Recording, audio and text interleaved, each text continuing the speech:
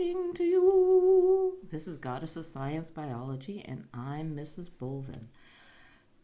This is the next part of our cell structure and function series, and today we're going to talk about solution types. This is part 11. So solutions can be thrown into three basic categories relative to cells that might sit in them. The first type is something called a hypertonic solution. And in a hypertonic solution, it has more solute in the solution than a cell that's sitting in it. And I made this little diagram over here to the side that kind of shows that. The red sodium, NAs, are the solute. And there's still some Na inside, but there's more outside. Because there's more sodium outside, there isn't room for as much water concentration. The water concentration is lower outside than inside the cell. Now, when we talked about diffusion or osmosis, we know that water will move from where it's highly concentrated in this little cell to where it's not as concentrated. So water is going to leave because there's more water concentration inside the cell.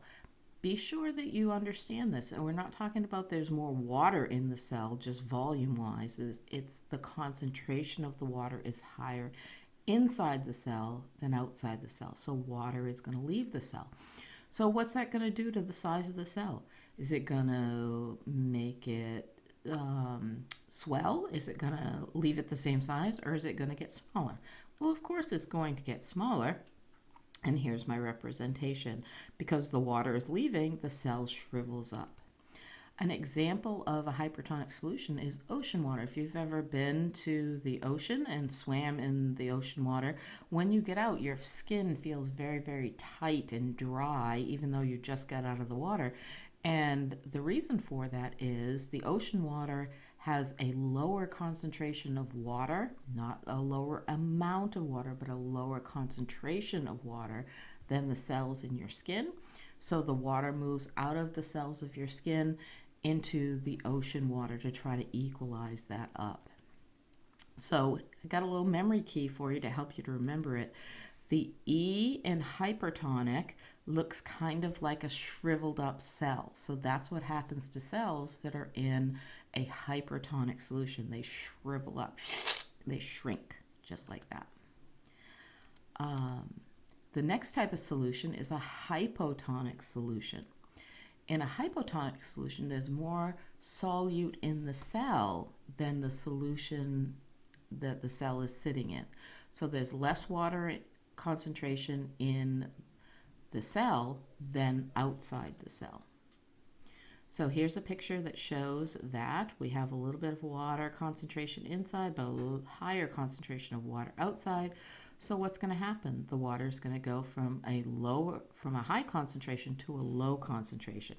So as that happens, what's going to happen to the size of the cell? It's going to get bigger. It's going to get much bigger because water is going to be entering it. So the cell is going to swell up. If the cell can't equalize the concentrations of water, if the water concentrations can't equalize, it will continue to take on water until perhaps that it bursts. An example of this is distilled water. I'm not talking about water that came out of the faucet. Distilled water is you take water and you boil it, collect the steam, and condense the steam back into water, and that's considered distilled water because all the impurities that are in the water originally get left in the pan that you're boiling it in. So memory key for a hypotonic solution is the O in hypotonic looks like an inflated cell. It blew up, kind of like a balloon. And the third type of solution is something called an isotonic solution. An isotonic solution has exactly the same concentration of solute inside the cell as outside the cell. And because those two concentrations are equal, the concentration of water in the cell is the same as out of the cell. So here's a picture of our isotonic solution. And notice we have the same concentration of water outside as we have inside. Now, that doesn't mean that the molecules of water are going to stop moving and not leave, but because of dynamic equilibrium, if one water goes out, one water comes in. So the molecules continue to enter and leave at exactly the same rate. And because of this, the cell is going to stay exactly the same size. And that's what you want in a lot of situations, medical situations. An example of this is contact lens solution. If you put a hypertonic solution on your eyeball, then it will cause the cells of your lens to swell and you won't be able to see correctly. If you put a hypertonic, it will cause them to shrink. And again, same thing, you won't be able to see. That's why contact lens solution is an isotonic solution, isotonic saline solution.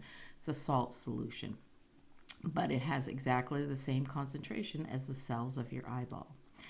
And the memory key for this one kind of relies a little bit on geometry.